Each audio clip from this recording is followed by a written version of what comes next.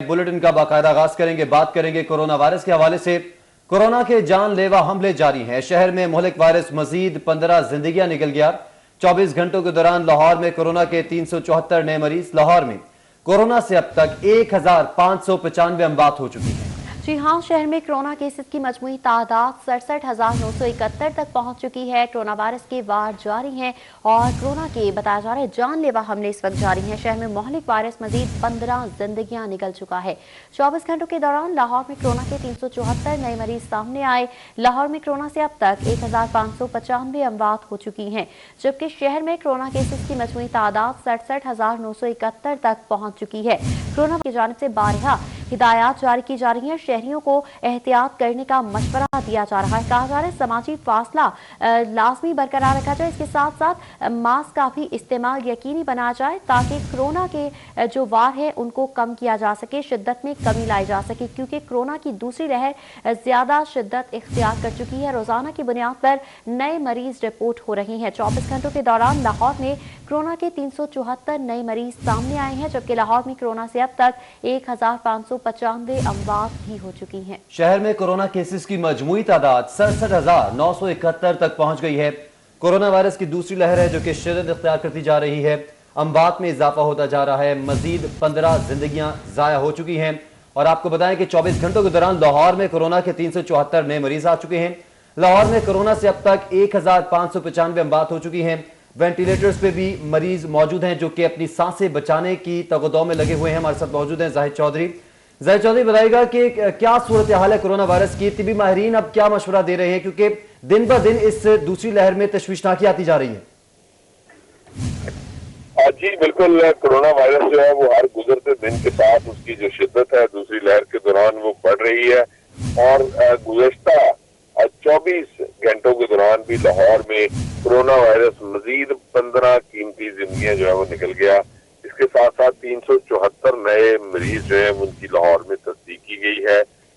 इसके अलावा पंजाब भर में गुज़श्ता 24 घंटे के दौरान 654 नए मरीज और 31 अमवात मजमूई तौर पर रिपोर्ट हुई है, जिनमें सबसे ज्यादा 15 अमवात और 374 केसेस लाहौर से रिपोर्ट हुए हैं। और लाहौर बदस्तूर पंजाब में सबसे ज्यादा मुतासरा शहर है कोरोना वायरस से, जिसमें अब तक जो है वो मजमूई तौर पर 67,971 मरीज जो है वो सामने आ चुके हैं। और इसके साथ 1595 अमवात लाहौर से रिपोर्ट हो चुकी हैं, जबकि पंजाब भर में जो है वो 1,37,949 जो केसेस हैं और 4,013 अमवात अब तक रिपोर्ट हुई हैं। सूबे भर में जो कोरोना वायरस से मुतासरा 1,23,269 मरीज हैं वो अब तक सेहतयाब हो चुके हैं। तमाम माहिरीन का ये कहना है कि जो SOPs हैं कोरोना से बचाव के, उन पर अमल दरामद न होने की वजह से जो कोरोना है न सिर्फ इसके केसेस बढ़ रहे हैं बल्कि इसके साथ साथ जो अमवात हैं इस मोहलिक वायरस की वजह से वो भी बदतरीन जो है वो उनमें भी इजाफा जारी है। जय साहब, ये बताइएगा कि कोरोना वायरस की वैक्सीनेशन भी मुतारिफ कराई गई है, उसके भी ट्रायल्स जारी हैं, और वो ट्रायल्स हैं वो कहां तक पहुंचे हैं और किस हद तक वो वैक्सीनेशन मौसर साबित हो रही है? जी, जहाँ तक जो ट्रायल है वो उसमें तो बहुत थोड़ी तादाद में जो शहरी हैं वो शामिल हुए थे और वो चंद हजार अफराद जो है वो उनके ऊपर ये ट्रायल किया गया था और वो ऑलमोस्ट अब मुकम्मल हो गया वो ट्रायल। उस ट्रायल के जो है वो नतीजे में तो वैक्सीन जो है वो उसको फाइनलाइज किया जाएगा, उसकी सक्सेस देखी जाएगी कि वो किस हद तक जो है वो सक्सेसफुल है और कितनी प्रिवेंटिव है।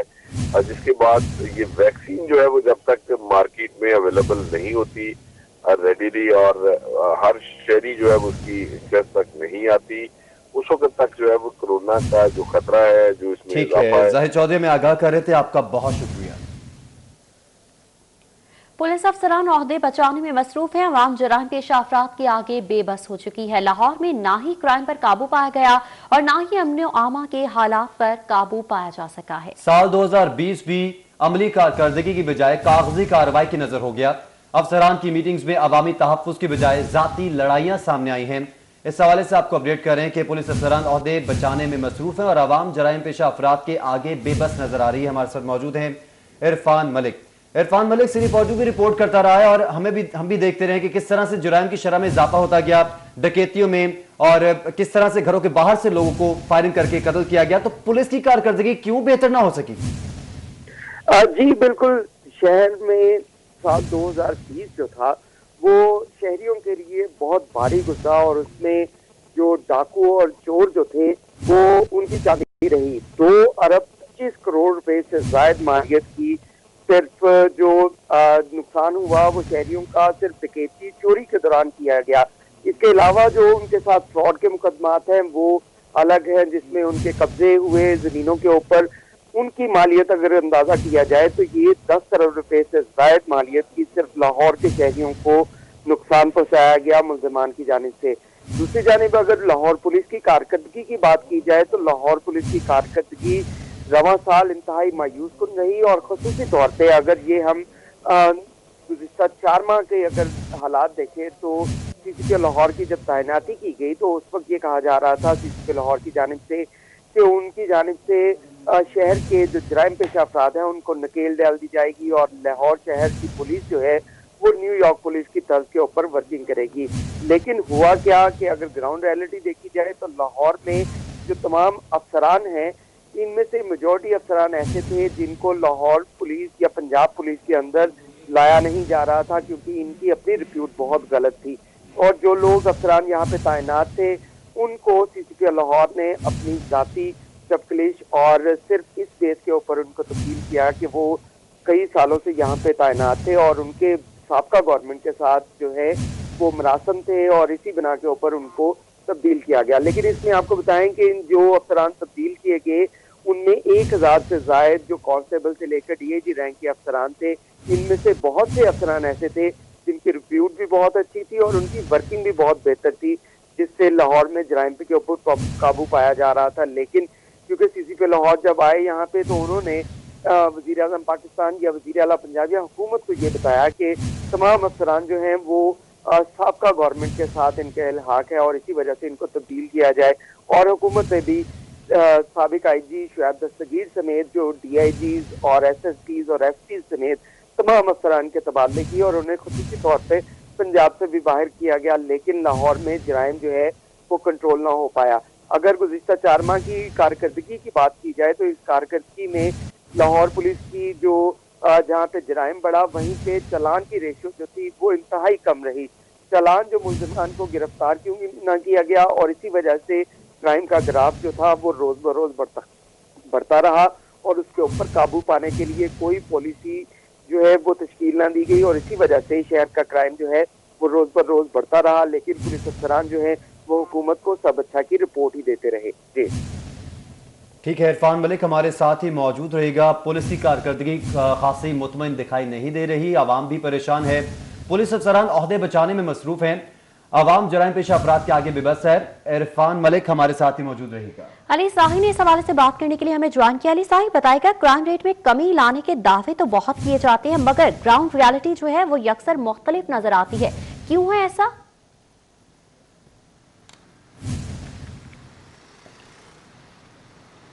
जी बिल्कुल, जो पुलिस अफसरान हैं, जिस वक्त लाहौर पुलिस के अफसरान हैं उनकी जानब से कागजी कार्रवाई की जा रही है, आवाम को तहफ़्फ़ुज़ नहीं दिया जा रहा है, सिर्फ हुकूमत को खुश किया जा रहा है और वो भी अदाद शुमार का सहारा लेकर कि सब अच्छा की रिपोर्ट है। लेकिन अगर हक़ाइक़ देखे जाएँ, यहाँ पे आवाम से बात की जाए तो हर जगह पे चीखो पुकार है कि पुलिस ना तो उनके मुकदमात दर्ज करती है, ना अगर कोई वारदात हो जाए तो उस पर किसी चीज़ को ट्रेस किया जाता है, सिर्फ कार्रवाई की जाती है लफ्ज़ों की हद तक, कागजी कार्रवाई, और इससे अलावा कोई काम नहीं। अगर रवां साल की बात की जाए और सीसीपी लाहौर के टन्योर की बात की जाए तो लाहौर में जो शहरी हैं उनमें डकैती की 75 से ज़्यादा वारदातें हुई हैं।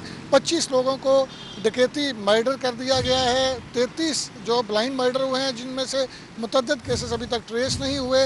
इसी तरह कार चोरी और मोटरसाइकिल चोरी की करोड़ों रुपए की लोगों का नुकसान हुआ है, लेकिन इसमें रिकवरी जो है वो ना होने के बराबर है। जो मीटिंग्स होती हैं वो अफसरान की ज़ाती लड़ाइयों की नज़र हो जाती हैं, उसमें आवाम का बिल्कुल नहीं सोचा जाता, ना आवाम के हवाले से कोई बात की जाती है। जितनी मीटिंग्स CCP लाहौर की जानब से चेयर की जाती हैं, उसमें हमेशा यही बात आती है कि किसी अफसर के साथ लड़ाई हो गई, किसी अफसर को डांट दिया तो वो मीटिंग छोड़ के चला गया। उसमें कभी ये बात वाजे नहीं की गई कि अवाम के हवाले से क्या बात की गई है। जो दिन ब दिन क्राइम बढ़ रहा है, जो क्राइम की शरह बढ़ रही है, उसको कंट्रोल करने के लिए क्या हिकमत अमली अपनाई गई है। अगर हुकूमत को इस बात का नोटिस लेना होगा कि बजाय इस बात के कि वो खुद अपने ज़ाती मफाद के लिए अपोजिशन को लेट डाउन करने के लिए, उस पर पर्चे देने के लिए, उनको गिरफ्तार करने के लिए पुलिस को इस्तेमाल करे, उसको इस काम को छोड़कर अवाम को तहफ़्फ़ुज़ देने के लिए और चोरों डाकुओं को नकेल डालने के लिए आला अफसरान को यहाँ पे हौसला अफजाई करना होगी, बजाय इस बात के कि अपने ज़ाती मफाद के लिए इस्तेमाल करके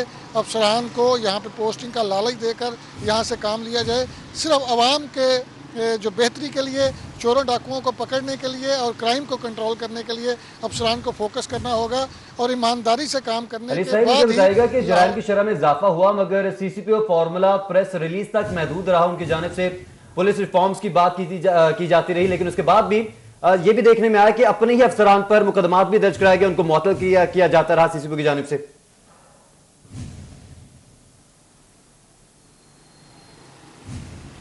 जी तनसीर, बिल्कुल ये आपके सामने ही है कि सारा काम जो है वो ज़्यादातर प्रेस रिलीज तक ही महदूद रहा है। यहाँ पे करोड़ों की आवाम है, यहाँ पे रोज़ाना की बुनियाद पर सैकड़ों शहरी जो हैं वो चोरों डाकुओं से लूट जाते हैं, लेकिन उसमें बहुत सारे केसेस ऐसे होते हैं जिनमें एविडेंस भी प्रॉपर कलेक्ट नहीं की जाती। सबसे अहम मरहला जो होता है वो एविडेंस कलेक्शन का होता है।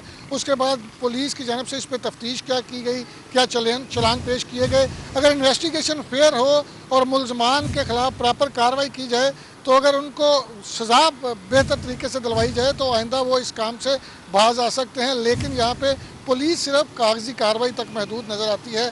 आपने देखा होगा कि किस तरह लाहौर पुलिस की जानब से मोटरवे सानहे को मिस हैंडल किया गया, किस तरह आला अफसरान की जानब से उसमें किस तरह के बयानात सामने CCP लाहौर की जानब से आए कि पूरी दुनिया में लाहौर पुलिस की जग हंसाई हुई। तो जब अफसरान इस तरह का एटीट्यूड शो करेंगे, इस तरह का बिहेवियर होगा उनका इस तरह के अहम केसेस में और इस तरह के बयानात सामने आएंगे, तो फिर लाहौर पुलिस का जो मोरल है बाकी छोटे अफसरान का। बिल्कुल शाही, एक और साल गुजर गया है मगर लाहौर पुलिस की कारकर्दगी में कोई भी बेहतरी नजर नहीं आ रही। हमने देखा कि किस तरह से मुकदमात की इंदराज के लिए भी गरीब आवाम रुलती हुई नजर आती है, कोई भी बात सुनने को तैयार नहीं होता।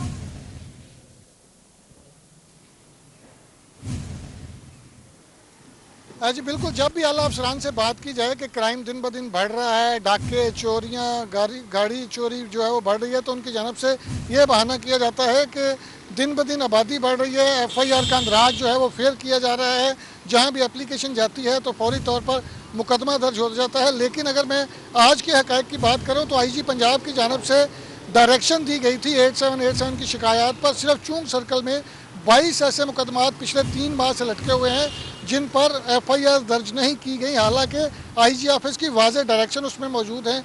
तो किस तरह ये कहा जा सकता है कि जो FIR का अंदराज है वो बढ़ गया है, तो इसके साथ साथ क्राइम जो है वो बढ़ता हुआ दिखाई दे रहा है। लाहौर पुलिस की जानब से बहुत सारे ऐसे अफसरान हैं जिनको तमाम हक़ाइक़ का पता है, लेकिन सिर्फ अपनी कारकर्दगी शो करने के लिए, अपनी पोस्टिंग बचाने के लिए अवाम के साथ धोखा किया जाता है, हुकूमत को गलत ताज़ो-शुमार फराहम किए जाते हैं और अपनी पोस्टिंग बचाई जाती है, ताकि ये चूँकि एक प्राइम पोस्टिंग है तो हर अफसर की कोशिश होती है कि लाहौर में रहे। तो मौजूदा जो हालात चल रहे हैं यहाँ पे CCP लाहौर की जानब से अब तक के जो इकदाम किए गए हैं, इसमें ना तो हमें कहीं क्राइम कंट्रोल होता हुआ दिखाई दिया है, ना ही किसी जगह पे पुलिस अफसरान में आपस में स्टेबिलिटी नज़र आई है। और यहाँ पे मौजूदा CCP लाहौर को इतना स्ट्रेंथन किया गया है कि साबिक IG शुएब दस्तगीर का यहाँ पे हुकूमत ने तबादला करके CCP लाहौर को तैनात किया गया था। अली शाही, आप हमें आगाह कर रहे थे, आपका शुक्रिया। आपसे इस हवाले से मजीद अपडेट्स लेते रहेंगे।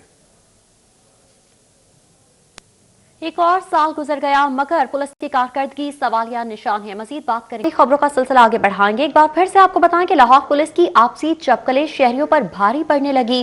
गुज़श्ता 3 माह के दौरान 1000 से ज्यादा अफसरान तब्दील हुए। DIG रैंक से कांस्टेबल तक के अफसरान तब्दील किए गए। जी बिल्कुल, आपको बताएं कि लाहौर में जराइम कंट्रोल करना पुलिस की पॉलिसी में रहा ही नहीं। रवां साल लाहौर में जराइम का ग्राफ 25% तक बढ़ा। गुज़श्ता 3 माह के दौरान अच्छे अफसरान को भी तब्दील कर दिया गया।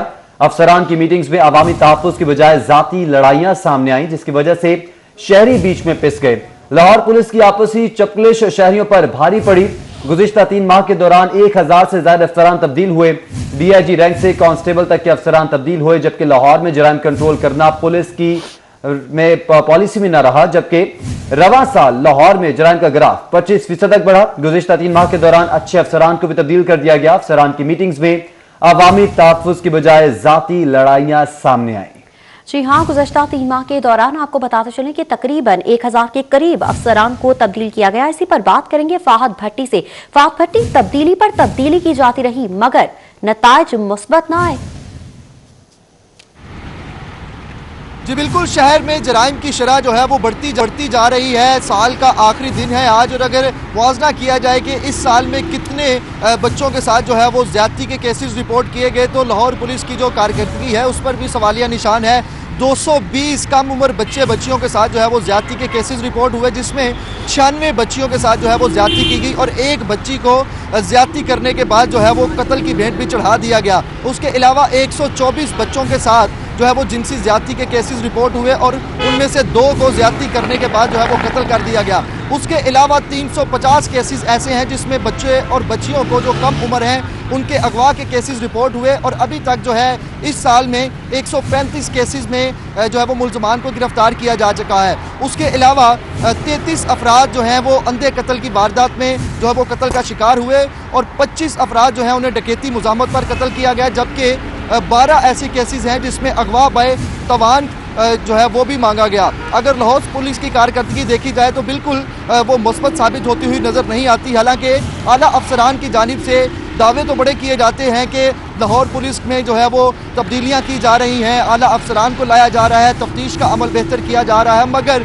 कारकर्दगी बिल्कुल जो है वो सिफर होती हुई नज़र आ रही है। पुलिस अफसरान के खिलाफ भी कार्रवाई की गई। कई ऐसे पुलिस अफसरान जिनके खिलाफ जो है वो तफ्तीश का मरहला जारी रहा और उन्हें हवालात में भी बंद किया गया, मगर उनको हवालात में बंद करने के बावजूद भी अभी तक जो है वो जराइम की शरह में इजाफा होता हुआ नज़र आ रहा है, मगर लाहौर पुलिस की कारकर्दगी जो है वो बिल्कुल सिफर साबित होती हुई नज़र आ रही है।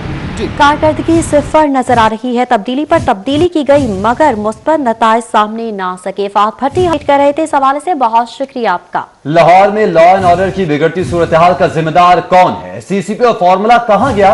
350 खातीन की इस्मत दरी का जवाब कौन देगा? 96 मासूम कलियां जिनसी दरिंदगी की भेंट चढ़ी, जिम्मेदार कौन है? जी हाँ, 124 बच्चे बदफेली का शिकार हुए, जिम्मेदार कौन है? जवाब कौन देगा? लाहौर में लॉ एंड ऑर्डर की बिगड़ती सूरत हाल का जिम्मेदार कौन है? CCP और फॉर्मूला कहां गया?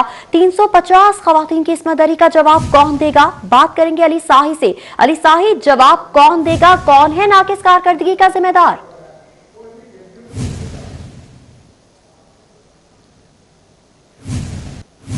आज बिल्कुल, मैं भी पिछले कई सालों से रिपोर्टिंग कर रहा हूं। किसी CCPO की जानब से इस तरह की दावत नहीं किया गया था कि वो 3 माह के दौरान लाहौर को तब्दील कर देगा, लेकिन CCPO लाहौर उमर शेख की जानब से ये दावा किया गया था कि वो अपनी तैनाती के 3 माह के बाद लाहौर पुलिस को न्यूयॉर्क पुलिस की तर्ज पर ले आएंगे।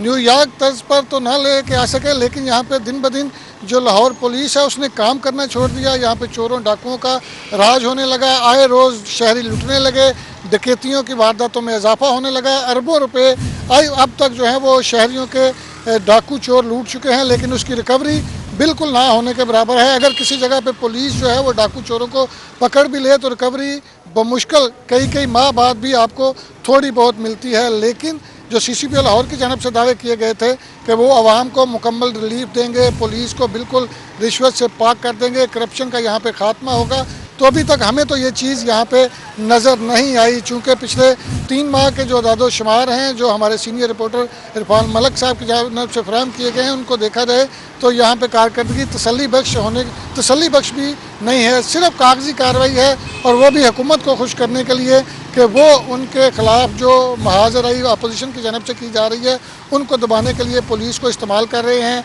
और CCPO लाहौर की जो यहाँ पे पोस्टिंग की गई है वो भी आला हुकाम की जानब से इसीलिए की गई है कि वो अपना ज़ाती मुफाद ले सकें, अपना सियासी मुफाद ले सकें। यहाँ पे अवाम का बिल्कुल नहीं सोचा गया। कोई भी मीटिंग उठा के देख लें, किसी मीटिंग में ये बात आपको नज़र नहीं आएगी कि क्राइम के दादोशुमार को यहाँ पे डिस्कस किया गया है। सिर्फ आपसी लड़ाई होती रही हैं, या यहाँ पे आला अफसरान छोटे अफसरान को दबाते रहे हैं। यहाँ पे DIGs जो हैं 2 वो बिल्कुल आपको खामोश नज़र आते हैं, वो किसी जगह पे आपको वर्किंग करते हुए नज़र नहीं आते। तो ये इनकी जो आपसी लड़ाइयाँ हैं उसकी वजह से लाहौर का जो अमन अमान है उसका बेड़ा गर्क हो गया है। जो क्राइम की रेशो है वो दिन ब दिन बढ़ती जा रही है। तो हुकूमत को इस पर सोचना होगा कि जो उनका दावा था, जो उनका नारा था कि पुलिस को सियासत से पाक करेंगे, तो इस पर अमल दरामद करवाना होगा ताकि आवाम को प्रॉपर रिलीफ दिलवाया जा सके। बिल्कुल, आवाम को रिलीफ दिलवाया जा सके। पुलिस को सियासत से पाक करने की जरूरत है। जो वादे और दावे थे उन पर अमल दरामद का वक्त आ चुका है। अली साही इस हवाले से हमें अपडेट कर रहे थे, बहुत शुक्रिया आपका। हुकूमत का गरीब आवाम के लिए 2021 का पहला तोहफा, एलपीजी की कीमत में 15 रुपए फी किलो का इजाफा कर दिया गया। एलपीजी 147 रुपए फी किलोग्राम तक पहुंच गई है। घरेलू सिलेंडर की कीमत में 180 रुपए इजाफा, कमर्शियल सिलेंडर की कीमत में 692 रुपए का इजाफा हुआ और घरेलू सिलेंडर 1733 रुपए का हो गया। बैनुल अक़वामी कीमत में $79 फी मैट्रिक टन इजाफा हुआ। आलमी सतह पर कीमत 457 से $536 फी टन तक पहुंच चुकी है। लेवी समेत तमाम टैक्सेस का खात्मा किया जाए, एलपीजी एसोसिएशन की जानिब से मुतालबा किया जा रहा है। मुतालबात मंजूर न हुए तो सप्लाई बंद कर देंगे। इरफान खोकर की जानिब से कहा गया 15 जनवरी से खैबर से कराची तक सप्लाई बंद कर देंगे। इरफान खोकर की जानिब से बताया जा रहा है। हमारे साथ मौजूद हैं शहजाद खान अब्दाली। शहजाद खान अब्दाली, बताइएगा एलपीजी एसोसिएशन का मजीद क्या कहना और क्या मुतालबात किए जा रहे हैं? और ये वो तोहफा ये है कि एलपीजी की कीमत में 15 रुपए फी किलोग्राम का इजाफा किया गया है और अब लाहौरियों को एलपीजी 147 रुपए फी किलोग्राम के हिसाब से मिल सकेगी। घरेलू सिलेंडर की कीमत में 180 जबकि कमर्शियल सिलेंडर 692 रुपए महंगा हुआ है। घरेलू सिलेंडर अब सार्फिन को 1733 रुपए में मिल सकेगा। बैनुल अक़वामी मार्केट की बात करें तो बैनुल अक़वामी मार्केट में $79 इजाफे के बाद एलपीजी की कीमत $536 फी टन तक पहुंच चुकी है और इस हवाले से एलपीजी डिस्ट्रीब्यूटर एसोसिएशन का ये कहना है कि एलपीजी पर लेवी टैक्स में दीगर टैक्सेस का खात्मा यकीनी बनाया जाए ताकि जो आम सार्फा उसको सस्ती एलपीजी मिल सके। उनका ये कहना है कि अगर हुकूमत ने लेवी टैक्स में दीगर टैक्सेस का खात्मा ना किया तो 15 जनवरी से खैबर से कराची तक गैस की सप्लाई गैर मुअय्यना मुद्दत के लिए बंद कर देंगे। ठीक है, शहजाद खान अब्दाली इस हवाले से अपडेट कर रहे थे, बहुत शुक्रिया आपका।